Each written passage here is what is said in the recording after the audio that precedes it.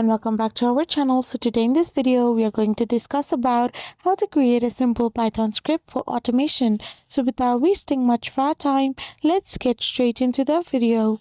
So to create a simple Python script for automation, you should start by identifying a repetitive task and then use Python's built-in modules or specialized libraries to write a script that can perform it automatically. Many tasks, from organizing files to scraping data from website, can be automated with just few lines of code. Now simply automate file organization, where you only require a folder with various file types and the built-in OS and shutil models which handle file and directory operations. Now, create the script and add the code. You can simply do this by getting the code online, and to run the script, install Python, create a folder, update the script, and open the terminal. Then you can simply execute the script as well.